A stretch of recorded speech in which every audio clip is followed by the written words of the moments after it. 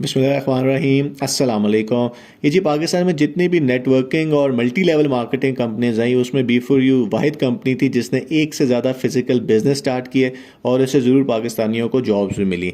इनके कई physical projects थे जिसकी ये काफ़ी पब्लिसिटी भी करते थे। इसी तरह एक प्रोजेक्ट था कॉमेट बस सर्विस, जिसके बाहर अक्सर लीडर्स जो हैं वो तस्वीरें बनाते थे, सेल्फीज लेते थे और फिर उसको सोशल मीडिया पे शेयर भी किया जाता था। अब जब इन पे बुरा वक्त आया और सीईओ साहब गिरफ्तार हो गए तो उसके बाद हमें नहीं पता कि जो फिजिकल बिजनेसेस हैं जिसमें स्टोर है, मोटरसाइकिल फैक्ट्री है, वो प्रॉफिट में जा रही हैं, लॉस में जा रही हैं, उनको कौन चला रहा है, उनका पैसे कहाँ जा रहे हैं। तो इसी तरह जो कॉमेट बस सर्विस है उसके बारे में लेटेस्ट अपडेट ये है कि उसकी जो वेबसाइट है वो बंद कर दी गई है और उनके जो नेट के ऊपर कॉन्टैक्ट नंबर्स भी वगैरह भी अब अवेलेबल नहीं है। तो जितने भी इनके फिजिकल प्रोजेक्ट्स हैं उसमें से ये वाहिद प्रोजेक्ट था जो बहुत ही मशकूक था और उसकी वजह क्या है वो आज की वीडियो में हम देख लेते हैं।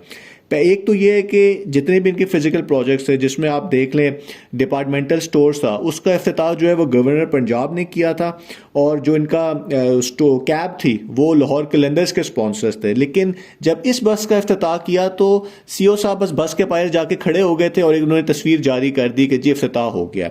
और इसके अलावा इस बस का जब भी कहीं जिक्र आता था तो वो न्याजी एक्सप्रेस उसके साथ लिखा होता था और बी4यू का इस बस के ऊपर कोई भी स्टिकर नहीं था, कोई लोगो नहीं था, क्योंकि ये बसेस तो मोटरवे पे चलती हैं तो इनको तो पब्लिसिटी के लिए बी4यू का कहीं जिक्र आना चाहिए था, कोई स्टिकर होना चाहिए था, लेकिन ऐसा नहीं था।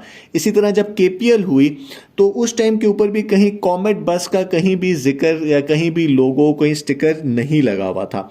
इसी तरह जो इनकी वेबसाइट थी कॉमेट बस की, वहाँ पे भी सैफुर रहमान साहब का कहीं नाम नहीं था, कहीं बी4यू का जिक्र नहीं था, कॉन्टैक्ट अस में, टेलीफोन नंबर में कहीं भी आपको नहीं लगता था। ये वेबसाइट अब बंद कर दी गई है कि ये बी4यू का प्रोजेक्ट है।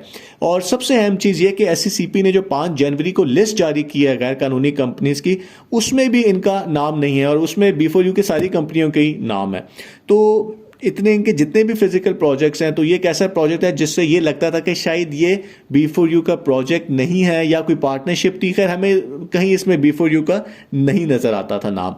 अब जितने भी बी4यू से हवाले से सवाल हैं इनके प्रोजेक्ट्स के हवाले से जो कि मेंबर्स अक्सर करते हैं, एक तो कार कमेटी है कि जी ये इतने कम पैसों में 15 लाख में आपको 50 लाख की गाड़ी कैसे दे देते थे।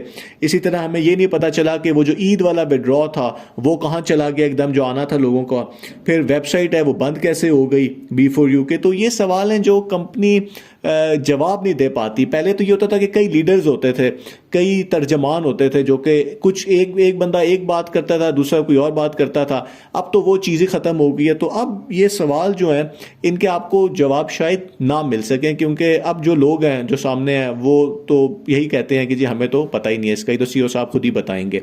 तो इस टाइम के ऊपर जो फिजिकल प्रोजेक्ट के हवाले से एक अपडेट है वो यही है कि कॉमेट बस सर्विस जो है वो अब उनकी वेबसाइट बंद कर दी गई है। तो चलिए देखते हैं कि जी इनके बाकी फिजिकल प्रोजेक्ट्स हैं उनकी कंपनी के जो तर्जमान है वो इसके बारे में क्या कहते हैं। लेकिन हमें ये सीखना चाहिए सबक कि बेशक एक नेटवर्क मार्केटिंग कंपनी चूंकि वो गैर कानूनी है, एक न एक दिन वो फंस जाती हैं और उनके साथ उनके जो फिजिकल प्रोजेक्ट्स हैं वो भी सफ़र करते हैं। तो जिन लोगों की जॉब्स लगी होती हैं वो भी प्रॉब्लम में लोग चले जाते हैं। तो इसके लिए ज़रूरी है कि कंपनीज और को रेगुलराइज किया जाए इस बिज़नेस को जिस तरीके से भी। चलिए देखते हैं कि जी आगे क्या होता है। बहुत बहुत शुक्रिया।